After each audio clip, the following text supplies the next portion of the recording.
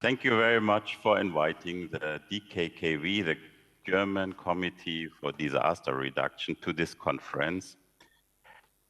And I will, in my input, address the agenda of this session following what Costas has said already. I may want to mention that I'm also a member of the European Science and Technology Advisory Group of UNDRR. And UNDRR has a campaign on no natural disasters, telling us that disasters are disasters mostly due to the vulnerability of our societies. The paradigmatic examples, one that is not influenced by climate change, is New Zealand compared to Haiti, which both had an earthquake in 2010 of similar magnitude. New Zealand at 7.8 Mac on the Richter scale with a very low damage and only 2 fatalities. Haiti less than 7 Mac with a huge disaster, 220,000 fatalities, and the island has not recovered by now. The lesson to learn is we are not victims of hazards. We are not helpless when facing hazards. We can and we must manage our risks responsibly. On the other hand, as Kostas pointed out correctly, hazards are increasing in frequency and magnitude with climate change. And there's good physics behind this, and no doubt among scientists after more than 30 years of IPCC.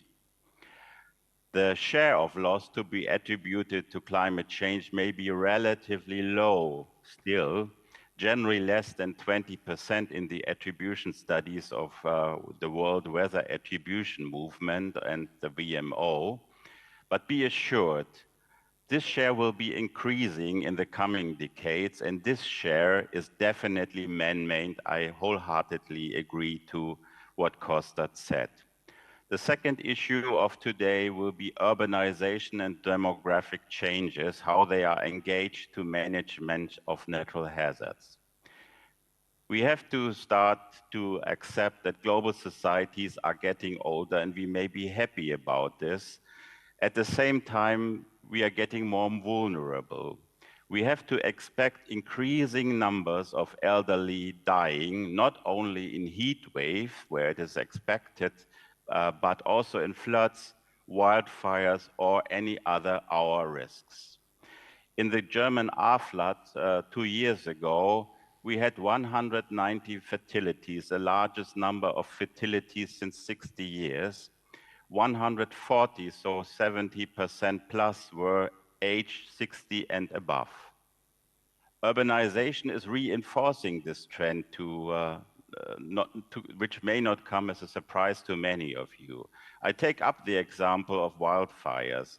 In the wildfires of 2017 on the Iberian Peninsula, so Portugal and Spain, we had 41 people died in total. Most were firefighters killed in action. Let us compare this with the example of Hawaii in this year. 115 people died, as Kostas pointed out, most of them elderly, not only because the population on average is older in Hawaii than in Portugal or Spain, but the wildfire-urban interface is much larger in Hawaii than it is in the Iberian Peninsula. We observe people are heavily moving into areas where they're much more exposed to hazard and climate change, say coastal regions. Therefore, urbanization and demographic change combinedly will increase our expected losses of hazards. How is disaster reduction connected to sustainable growth? I will give you a very personal opinion if you allow. Let me first remind you all on our shared global goals, which are to ensure long-term prospects of sustainable development, peace and security, human rights, and well-being for all. This is how UNDP defines resilience as a goal. It further defines it as ability to anticipate, prevent, resist, absorb, adapt, respond and recover effectively and efficiently when faced with a wide range of risks. In my view, only the elements of prevention and to some extent adaptation in these definitions are going to be beyond bouncing back from disasters, which is a very narrow understanding of resilience still prevailing in many our disciplines. Resilience, in my very personal view, is a necessary but not a sufficient criterion in order to reach the long-term goals of sustainability and our shared vision for a peaceful globe. The significance of international cooperation, our fourth agenda point, is fairly clear. Simply put, faced with global challenges, the answer has to be global as well. We have the global frameworks in place, in fact, for climate, for disaster risk reduction, and for sustainable development. We only have to make sure that our governments stick to the agreed upon goals. The midterm review of the Sendai framework demonstrates that the European governments are lagging behind. Many regions of the world, for example, Asia and Caribbean, are in front of us in the implementation of the Sendai goals. So we need to pressure our governments on this, but we also have to work practically on a day-to-day basis for these goals bottom up on the local and regional scale. The UN campaign Make Cities Resilient is a good framework to do this.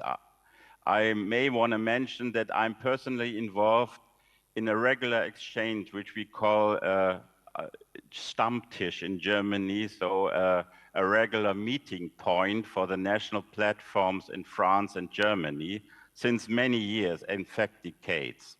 Very small example, but we started now to invite our Austrian disaster competence network to join us on our Stammtisch to become a little bigger, and we are happy if any other European platform would like to join our exchange and enrich our Stammtisch.